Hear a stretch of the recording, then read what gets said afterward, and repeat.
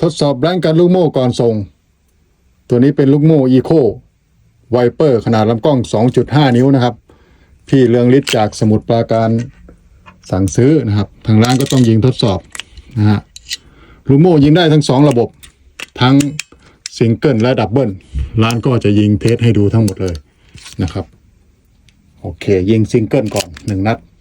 ด้วยกระสุนโอโกซานปลอกสั้นนะครับต่อไปก็ดับเบิลเรียบร้อยครับปืนทำงานปกติสนใจแบงกันสิ่งเทียมอาวุธทักเข้ามาสอบถามได้ครับที่ร้านบีบีกันอุบลร้านมีใบอนุญาตอย่างถูกต้องนะครับ